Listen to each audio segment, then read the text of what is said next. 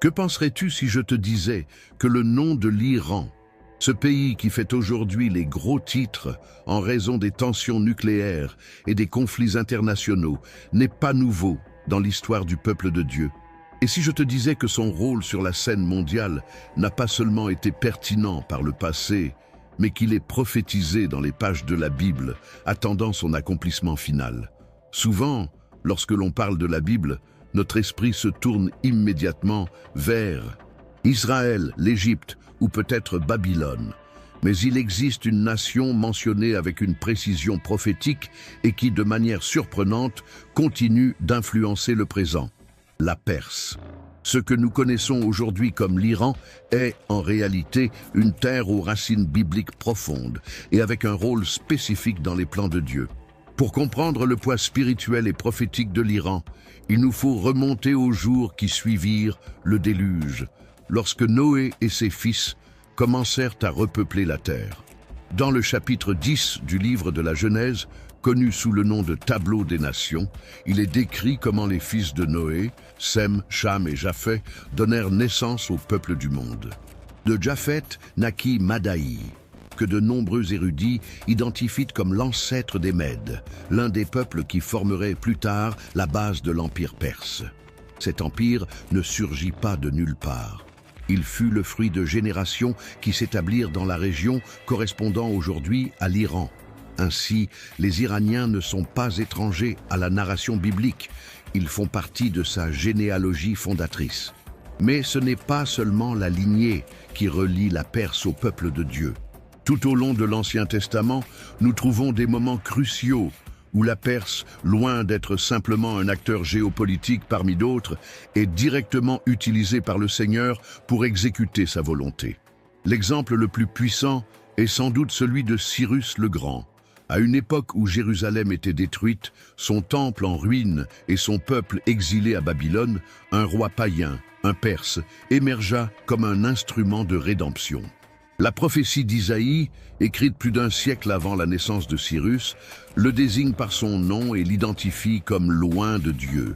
Dans Isaïe 45:1, il est écrit « Ainsi parle l'Éternel à son oint, à Cyrus, dont j'ai saisi la main droite pour soumettre les nations devant lui. » L'ampleur de cette déclaration est frappante. Cyrus n'était pas israélite. Il n'adorait pas le Dieu d'Abraham. Et pourtant, il fut choisi. Il fut guidé. Il fut touché par le Très-Haut pour accomplir une mission qui changerait le destin du peuple hébreu. Dans le livre d'Esdras, chapitre 1, il est relaté comment Cyrus émet un décret autorisant le retour des Juifs dans leur terre et la reconstruction du temple.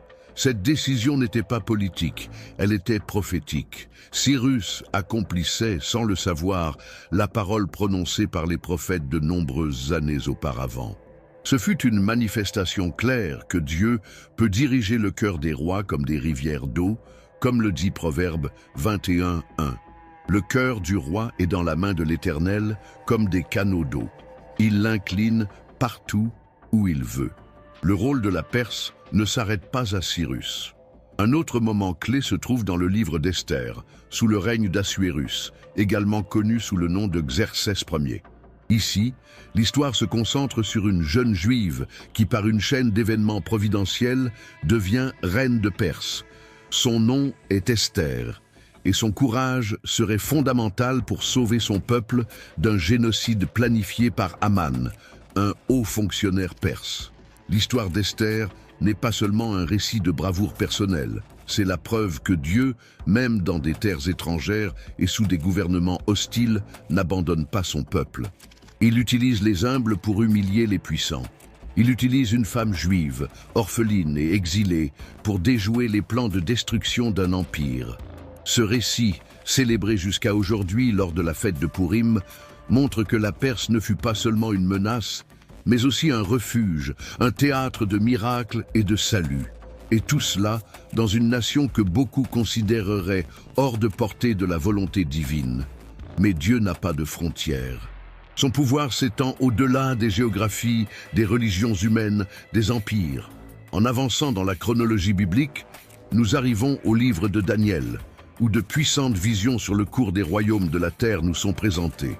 Dans le chapitre 8, Daniel décrit un bélier à 2 cornes, représentant les Mèdes et les Perses. Ce bélier devient une force dominante, jusqu'à ce qu'il soit vaincu par un bouc, symbolisant l'empire grec et son chef, Alexandre le Grand. Mais ce qui ressort ici, c'est que, même dans ces visions apocalyptiques, la Perse apparaît comme un acteur principal sur l'échiquier prophétique. Non comme une figure secondaire, mais comme un pivot autour duquel les puissances du monde évoluent. Même dans le Nouveau Testament, la Perse semble projeter son ombre. Dans l'Évangile de Matthieu, chapitre 2, il est mentionné l'arrivée de sages venus d'Orient à la recherche du roi des Juifs. Bien qu'il ne soit pas explicitement dit qu'ils étaient Perses, de nombreux érudits estiment qu'ils venaient de Babylone ou de Perse, des lieux où existait une tradition d'astrologues et de savants observant les signes célestes.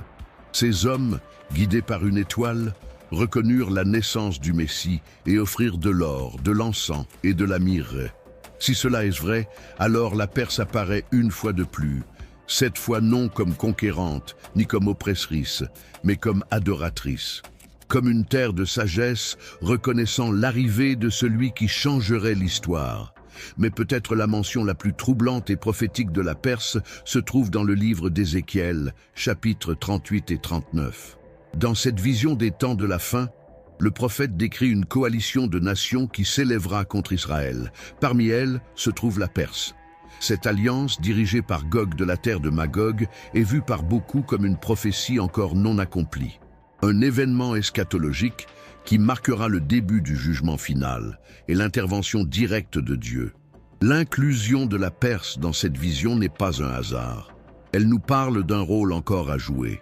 Elle nous dit que les événements actuels ne sont pas fortuits, que les tensions entre l'Iran et Israël ont un écho profond dans le texte sacré.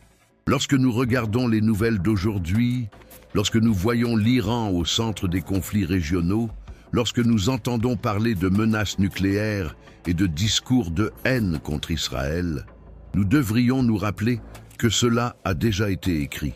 Pas avec des détails géopolitiques, mais avec une clarté spirituelle. La Bible ne parle pas seulement du passé, elle parle du présent et elle nous prépare pour l'avenir. La Perse ou l'Iran n'est pas une note en bas de page. C'est un acteur principal dans le grand drame de la rédemption que Dieu a orchestré depuis l'éternité. Il est presque ironique que beaucoup de gens, même des croyants fervents, ignorent que l'Iran, autrefois la Perse, ne figure pas seulement comme une puissance historique, mais comme un rouage soigneusement positionné par le doigt de Dieu dans le développement de son plan éternel. La Perse ne fut pas un empire accidentel, ni un parmi tant d'autres. Ce fut un outil choisi, affiné pendant des siècles, pour ouvrir des portes, libérer des peuples et sceller des destins avec des décrets qui résonnent encore aujourd'hui dans les ruines de Jérusalem. Cyrus le Grand ne conquit pas seulement des territoires, il conquit une place dans l'éternité en accomplissant la parole prophétique sans le savoir. C'est lui qui permit aux Juifs de retourner dans leur terre, de reconstruire leur temple et de restaurer leur culte. C'est lui, un roi païen, que Dieu appela « mon oint ». Ce qui est le plus impressionnant dans ce récit, c'est que la prophétie prononcée par Isaïe au sujet de Cyrus eut lieu plus d'un siècle avant sa naissance. Dans Isaïe 44, 28, il est écrit « Qui dit de Cyrus, il est mon berger et il accomplira toute ma volonté en disant à Jérusalem, tu seras rebâti et au temple, tu seras fondé. » Ce n'est pas une simple mention.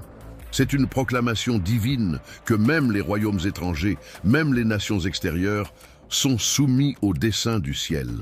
L'histoire de la Perse et sa relation avec Israël est, en réalité, une déclaration claire de la souveraineté absolue de Dieu sur les affaires humaines.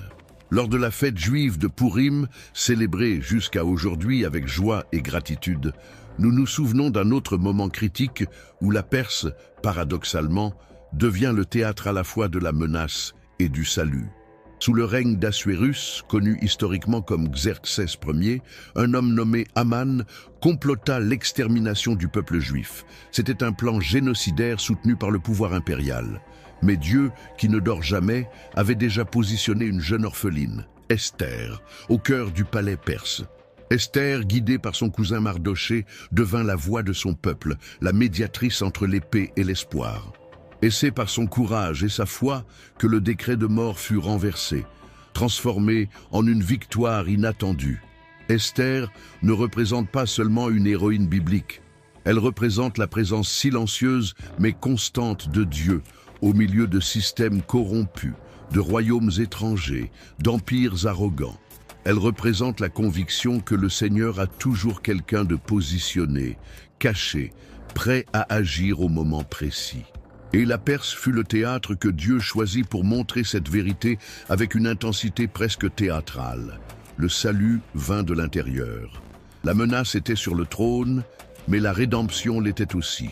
Les sages qui visitèrent l'enfant Jésus à Bethléem, apportant avec eux de l'or, de l'encens et de la myrrhe, ont également un lien possible avec la Perse. Bien que l'évangile de Matthieu ne précise pas leur origine exacte, la tradition et diverses études suggèrent qu'ils venaient de l'Est, probablement des régions où l'ancienne Perse prospéra. Ces hommes, sages et attentifs aux signes célestes, reconnurent dans une étoile l'annonce d'un roi différent, non un conquérant comme les empereurs de leur terre, mais un dont le règne serait éternel. Ainsi, depuis les confins de l'Orient, la Perse est à nouveau présente à un moment clé de l'histoire du salut. Non comme oppressrice, non comme libératrice, mais comme adoratrice. Cependant, c'est dans la prophétie d'Ézéchiel que la Perse apparaît avec un poids eschatologique qui ne peut être ignoré. Dans les chapitres 38 et 39, le prophète décrit une coalition de nations qui se lèvera contre Israël dans les derniers temps. Cette alliance est dirigée par Gog de la terre de Magog, et parmi ses alliés, la Perse est spécifiquement mentionnée. Ce n'est pas une mention symbolique, c'est un avertissement précis. La Perse ou l'Iran jouera un rôle actif dans une guerre future qui, selon les érudits, reste encore à se dérouler. Nous ne parlons pas d'une interprétation forcée, nous parlons d'un nom qui a perduré pendant des millénaires et qui aujourd'hui refait surface dans les gros titres mondiaux. Lorsque nous analysons l'actualité, nous voyons que l'Iran est au centre de nombreux conflits au Moyen-Orient. Son inimitié avec Israël est explicite. Ses dirigeants ont déclaré à plusieurs reprises leur désir d'éliminer l'État juif de la carte. Son programme nucléaire a suscité une inquiétude mondiale. Ses alliances avec des puissances également mentionnées dans les prophéties, comme la Russie et la Turquie, ont été observées avec attention par ceux qui étudient les signes de la fin. Est-ce une coïncidence? Ou assistons-nous à l'accomplissement progressif de ce qui fut annoncé il y a des milliers d'années? La Bible ne nous laisse pas sans guide. Jésus dit dans Matthieu 24, 6-7, « Vous entendrez parler de guerre et de bruit de guerre. Prenez garde de ne pas vous troubler, car il faut que tout cela arrive, mais ce n'est pas encore la fin. Car nation se lèvera contre nation, et royaume contre royaume. » Ces paroles résonnent avec force dans le contexte actuel. Il ne s'agit pas de vivre dans la peur, mais de vivre avec discernement. Le discernement qui nous conduit à comprendre qu'au-delà des gros titres, au-delà des conflits, une histoire plus grande se déroule, l'histoire du plan de Dieu. La Perse, aujourd'hui appelée Iran, n'est pas simplement une pièce géopolitique de plus. C'est une nation avec un passé prophétique, un présent turbulent et un avenir prédit. Son rôle n'est pas secondaire, il est central. Depuis la lignée de Noé, en passant par Cyrus et Esther, jusqu'aux visions d'Ézéchiel, la Perse a été entrelacée avec le destin d'Israël et par conséquent avec l'histoire de la rédemption. Et si cela fut ainsi dans le passé, qu'est-ce qui nous empêche de croire que cela continuera d'être ainsi à l'avenir?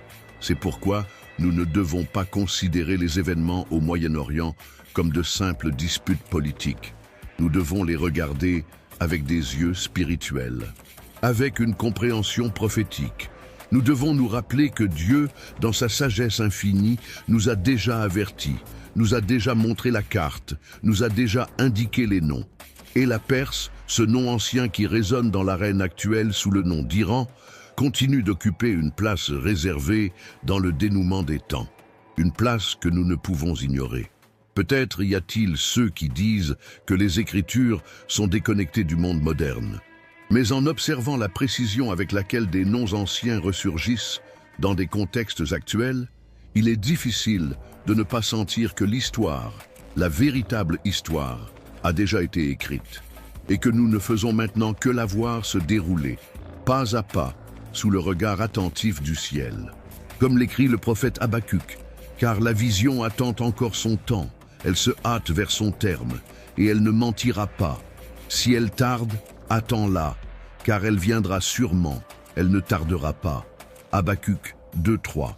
L'histoire de la Perse, le destin de l'Iran, les tensions avec Israël, les échos d'Ézéchiel, tout cela nous rappelle que nous vivons des temps prophétiques, que nous ne pouvons pas nous permettre l'ignorance spirituelle, que nous devons revenir à la parole, l'explorer, la comprendre et être prêts.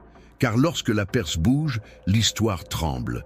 Et lorsqu'Israël est encerclé, le ciel a déjà écrit la réponse.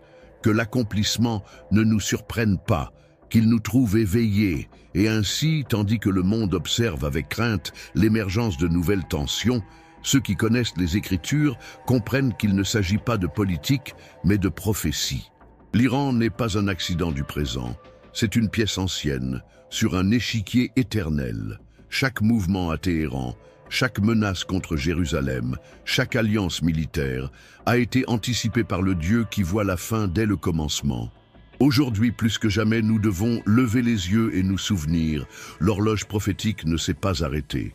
La Perse vit, et avec elle, la parole de Dieu continue de s'accomplir sous nos propres yeux.